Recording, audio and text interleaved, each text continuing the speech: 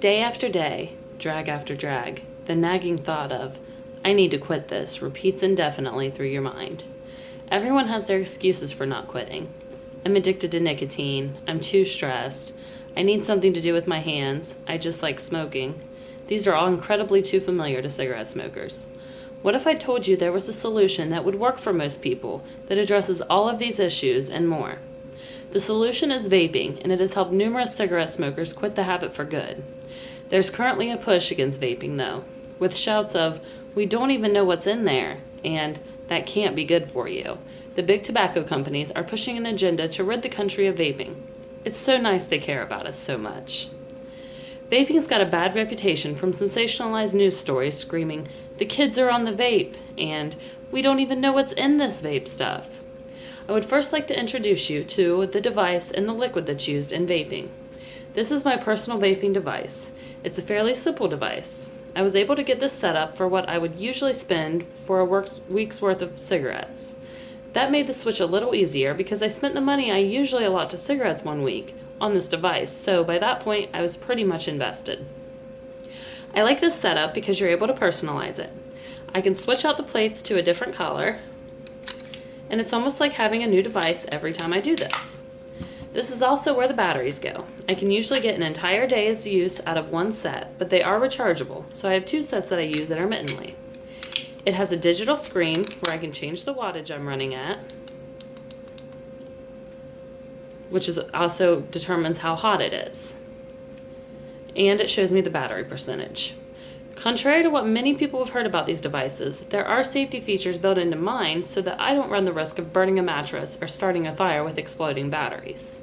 While this model has the ability to go up to 250 watts of power, my tank, which is admittedly not a very powerful tank, can only go up to 135 watts. That's because the vape setup knows that anything higher would damage my coil. There are other safety features, such as being able to lock it by pushing these 2 buttons so that your pocket won't be vaping. On top is the tank, where you can adjust the airflow to create more of a draw, similar to traditional cigarettes, or open the air up all the way to create a huge vaping cloud. There's a coil in the middle that contains cotton fibers that wick the juice up. The coil also heats up the juice to create the vape, which is actually heated water vapor, very similar to the water vapor that's made when you boil water. An argument that big tobacco makes against vape juice is that we don't even know what's in the stuff. My argument back to them would be, we do know what's in cigarettes, and that's tar, nicotine, and chemical compounds that have been heavily linked to lung cancer and a decrease in overall health. While as of now, juice makers are not required to share their ingredients, most are more than willing. You can even make your own juice at home. The major, and for the most part only components in vape juices, are propylene glycol, which is a fairly common additive in many foods we already consume. Another ingredient is vegetable glycerin, which is essentially what it sounds like, vegetable oil.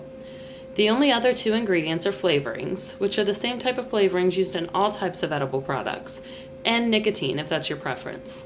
You can also get juices with no nicotine, or you can choose your nicotine level. There are many small juice-making companies, and one of the funnest things about vaping is trying all the different flavors.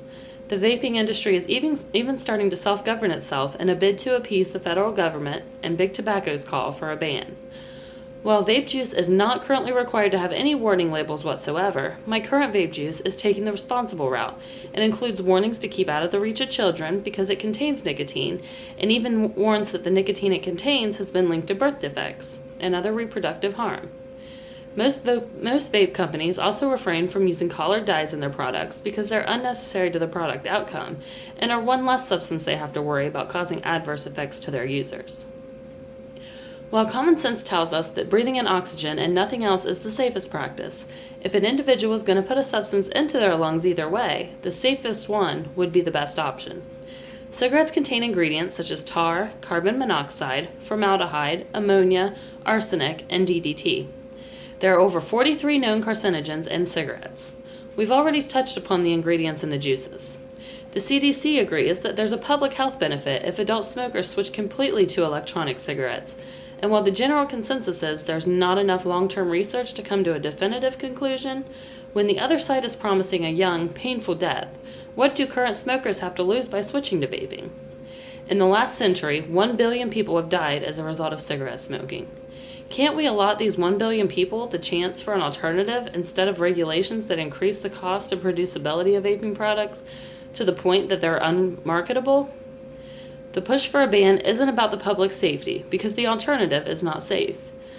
The ban is being pushed by big tobacco, afraid of decreasing profit margins. The American Association of Public Health Physicians has stated that vaping has the potential to save 4 million American adults from smoking-related disease within the next 2 decades. Media outlets like to point out the danger of children seeing vaping, thinking it's cool, and picking up a bad habit. While there has been an increase in the number of those aged 18 and younger vaping in the last 10 years, there's also been a decrease in the number of adolescents smoking cigarettes. This shows not only that since vaping wasn't invented 10 years ago, so no one could really do it then, those adolescents choosing to vape would have probably chose to smoke cigarettes if vaping wasn't an option. Media outlets point to the fruity, good-tasting flavors that the juices come in as proof they're advertising to children. Adults like things that taste good too. A CDC study shows that only 0.09% of vape users were not previous cigarette smokers. The vape industry's target customers are smokers. The big tobacco companies are financing a war on vaping, not because they care about the citizens that choose to vape, but because they care about the citizens that choose to vape instead of smoking their products. Even if you're not a smoker, you need to realize that harm reduction is sometimes the better alternative when eradication doesn't work, and help give those that choose to put harmful substances into their body a choice about what those harmful substances are. It doesn't take a scientist to tell you that no tar equals no sticky residue, and no combustion equals no combustible chemicals. Thank you.